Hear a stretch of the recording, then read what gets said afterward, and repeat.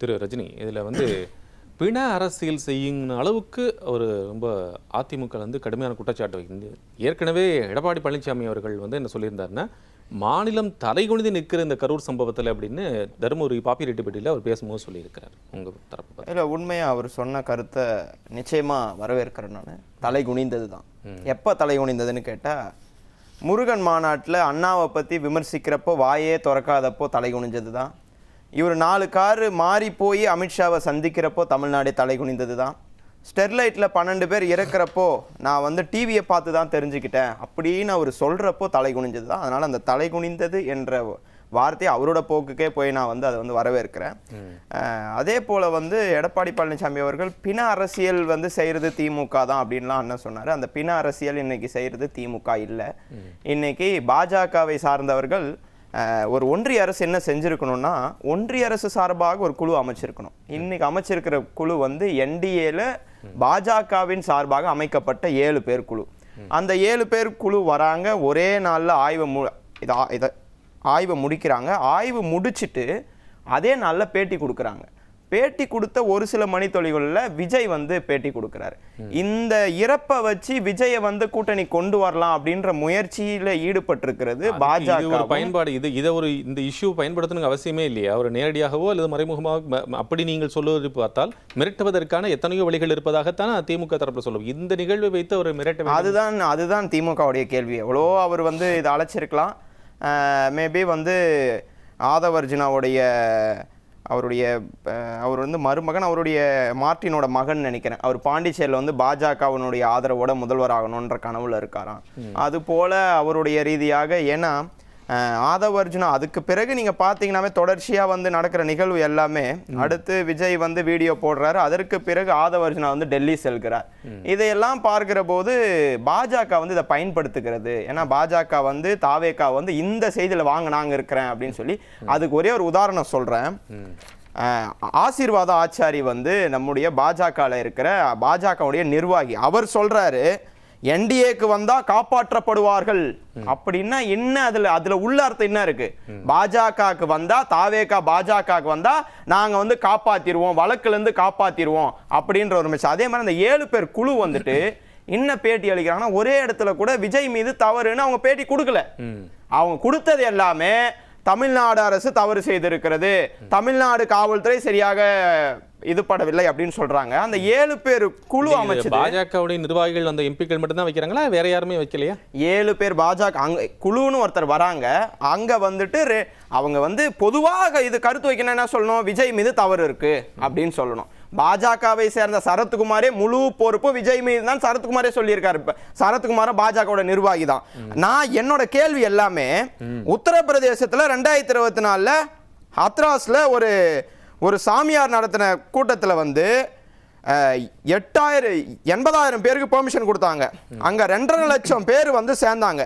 அங்க வந்து கூட்டத்தில் அடிபட்டு எவ்வளவோ பேர் இறந்து போனார்கள். அங்க இந்த மாதிரி குழு போச்சா? மணிப்பூர்ல பெரிய கலவரம், முதலமைச்சர் இந்த கேள்வியை கேட்டிருக்கிறார். பெரிய கலவரம். ஆமா, இன்றைக்கு காலையில ராமநாதபுரத்தில் அருமையான உரை, அற்புதமான உரை. அதாவது மத்திய அரசுக்கு விஜய் சொல்றாரு பாருங்க, பேக்ரவுண்ட்ல பாஜகவோட கூட்டணியில இருக்கு திமுக அப்படின்னு. இன்றைக்கு அவர் கேட்கிற ஒரு கேள்வியும் மத்திய அரசை எதிர்த்து, ஒன்றிய பாஜக அரசை எதிர்த்து தெளிவாக கேட்டிருக்கிறார். மணிப்பூர் கலவரத்துக்கு போனாங்களா? அதே மாதிரி குஜராத்ல வந்து ஒரு மோர்பி பாலம், அது வந்து ஒரு தொங்கும் பாலம், 400 பேர் ஆத்துல விழுந்துட்டாங்க. அன்னைக்கு வந்து இறப்பு மட்டும் 150 பேர் இறந்தாங்க. 41 பேருக்கு குழு அமைச்சு ஓடி வர தெரிஞ்ச பாஜகக்கு குஜராத்துக்கு ஏன் போக முடியல? அப்ப அவங்க ஆள்ற மாநிலத்துல இவங்களால போக முடியாது. ஏன்னா அங்க அரசியல் பண்ண முடியாது. இங்க அரசியல் பண்ணோம், தாவேகாவை எப்படியாவது கூட்டணி கொண்டு வரணும், திமுக வீழ்த்தணும். ஒரே நோக்கம், அதிமுகக்கு பாஜக திமுக வீழ்த்தணும். அது இறப்பா இருக்கட்டும், எந்த விஷயமாவது இருக்கட்டும், அவங்களுடைய நோக்கம் திமுகவை எப்படியாவது வீழ்த்த வேண்டும். அது வந்து அவர்களுக்கு கனவில் கூட நடக்காது. ஏன்னா மக்கள் இன்றைக்கு நீங்களே சொன்னீங்க, தமிழகம் தலை நிமிர்கிறது, தலை குனிய விட மாட்டோம், அந்த கொள்கையில வீரர்களை போட்டு சென்று கொண்டிருக்கிறது. அதான் முதலமைச்சர் சொன்னதான் சொல்றேன். முதலமைச்சர் சொன்னதை எடுத்துக்காட்டா நீங்க சொன்னீங்க, அதை இன்னைக்கு நான் சொல்றேன். அதனால வந்து இன்றைக்கு அண்ணன் செந்தில் பாலாஜி அவர்கள் அற்புதமான, அதாவது ஒரு மெச்சூரிட்டியான பேச்சுக்கும் இம்மெச்சூர்ட் பேச்சுக்கும் வந்து வித்தியாசத்தை நீங்க பார்க்கணும். அண்ணன் செந்தில் பாலாஜி அவர்கள் அவர் மீது பல குற்றச்சாட்டுகள் எதிர்க்கட்சிகள் வைக்கிறது. விஜய் மீதும் திராவிட முன்னேற்ற கழகம் குற்றச்சாட்டை வைக்கிறது. திருமாவளவன் அவர்கள் ஒரு கேள்வி கேட்டிருந்தாங்க. என்னன்னா, திமுக காவல்துறை வந்து வழக்கே போடாமே இருந்துட்டே இருக்காங்க விஜய் மேல. ஒருவேளை திமுகவுக்கும் விஜய்க்கும் மறைமுக டீலிங் ஏதாவது இருக்கா அப்படின்னு ஒரு கேள்வி கேட்டிருக்கிறார். அதாவது அவர்கள் செய்தியாளர்கள் அந்த கேள்வி கேட்பதற்கு முன்பாக வேற ஒரு கேள்வியை கேட்டாங்க.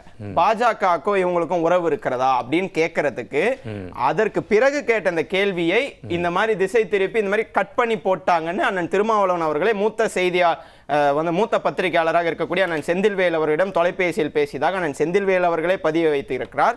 அதனால வந்து எங்க கூட்டணி ஏதாவது வந்து உடைக்கலாம், எங்க கூட்டணியில் ஏதாவது கிடைக்குமா, கேப் கிடைக்குமா, பத்திரிகையில வந்திருக்கு இந்த செய்தி, சந்தில சிந்து பாடலாம் பத்திரிகையில வந்திருக்கு. அப்படியானால் அவர் வந்து அவருடைய ட்விட்டர் பதிவிலையோ அவரே விளக்கம் சொல்லிட்டாரு. சொல்லணும் இல்ல அவரு இன்னொருத்தர் மூலியமாக தகவல் சொன்னதாக நீங்கள் சொல்கிறீர்கள். அவரே இதற்கு நேரடியாக விளக்கம் கொடுத்து அதே கேள்வியில் அவர் பல கேள்வியும் எழுப்புறார். அது இல்லை என்று மறுக்கலை. ஆனால் இந்த கேள்வியும் ஒரு பிரதான கூட்டணியில் இருக்கக்கூடிய ஒருவரே அந்த கேள்வி எழுப்பியிருக்கிறார். கம்பேரிசனுக்கு அவர் யூஸ் பண்ணியிருப்பாரு. பாஜகவோட இவங்க டீலிங் இருக்காங்கன்னா அப்போ வந்து திமுகவுக்கும் எதுக்கும் டீலிங் இருக்கா அப்படின்ற மாதிரின்னு சொல்லி அவர் வந்து வெளிப்படுத்தி இருக்கிறார். ஒரு பொதுச் செயலாளர் வந்து இத்தனை நாளா மறைஞ்சிருக்கிறாரு. இன்னைக்கு தருமபுரியில போய் அவ்வளோ பேசுறார் எடப்பாடி பழனிசாமி அவர்கள். விஜயை எதிர்த்து ஒரு வார்த்தையாவது அவர் வந்து பேசியிருக்கணும். விஜய் செய்தது தவறு, இவ்வளவு பேர் இறந்திருக்கிறாங்க, 41 பேர் இறந்திருக்காங்க. அண்ணன் செந்தில் பாலாஜி அவர்கள் தைரியமாக வந்து செய்தியாளர்களை சந்திக்கிறார். இன்று வரை அதற்கு காரணமான விஜயோ தாவேக்கால இருந்து ஒருத்தராவது வந்தாங்களா செய்தியாளர்களை சந்திக்க? செய்தியாளர்களை சந்திப்பதில் அவருக்கு துப்பு இருக்குதா? இல்ல. செய்தியாளர்களை கண்டு அஞ்சு ஓடுறாங்க. திருச்சி ஏர்போர்ட்ல பாத்தீங்க ஓடுறாரு அவரு. அது நிகழ்வு நடந்த இடத்துல இருந்து வேகமாக வெளியேறி போனாருங்க. 4 நாளாயும் அதே வேகத்துல இருக்காங்களா?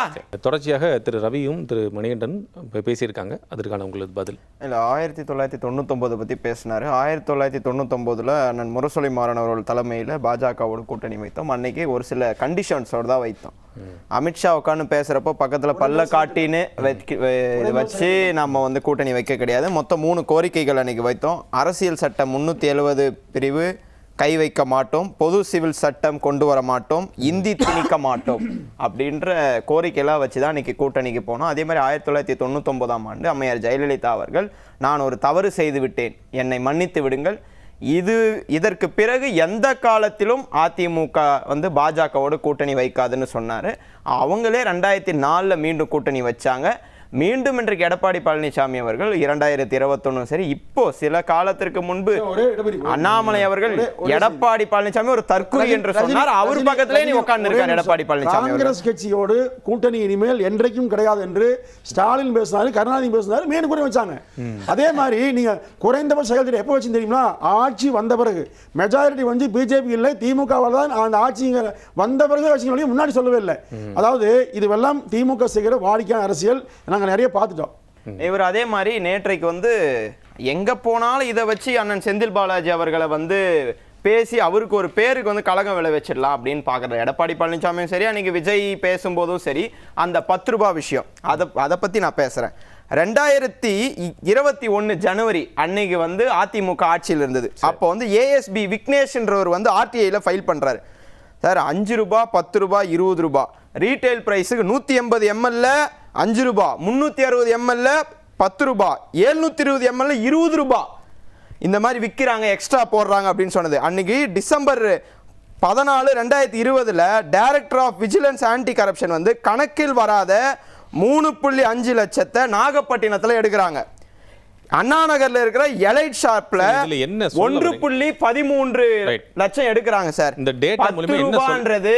இன்றைக்கு 10 ரூபாய் அதிகமா வாங்குற 10 ரூபாய் அதிகமா வாங்குற கடையின் மீது இதுவரையில் 2021க்கு பிறகு 10 ரூபாய் கீழே வாங்கினது 18,253 புகார்கள் பதிவு செய்து அவர்கள் மீது நடவடிக்கை எடுக்கப்பட்டிருக்கிறது. 10 ரூபாய்க்கு மேல முத்துசாமி அவர்கள் சொல்லும்போது எங்கெல்லாம் இருந்துச்சுன்னு சொன்னா உடனே எனக்கு தகவல் தெரிவிங்க, நான் வந்து நடவடிக்கை எடுக்கிறேன்.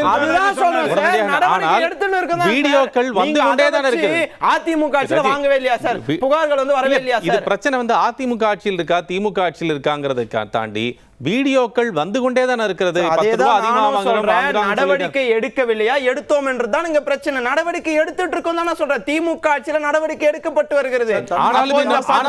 செந்தில் பாலாஜி அவர்கள் சொல்லுதுன்னா போல் இருக்குது. இப்போ எல்லாம் குடி போறோம் பாருங்க, எங்க தோட்டத்து பக்கத்துலயே கடை ஒன்று இருக்குது. 10 ரூபாய் இன்றைக்கும் வாங்குறாங்க. கேட்டா கரூர் டீம் வாங்க சொன்னா சொல்றாங்க. உங்களுக்கு தம்பி குடி புகார் சொல்லுங்க சார், புகார் சொல்லுங்க. புகார் சொன்னா எடுத்துக்கிறது இல்லைங்க. புகார் சொன்ன நடவடிக்கை எடுக்கல.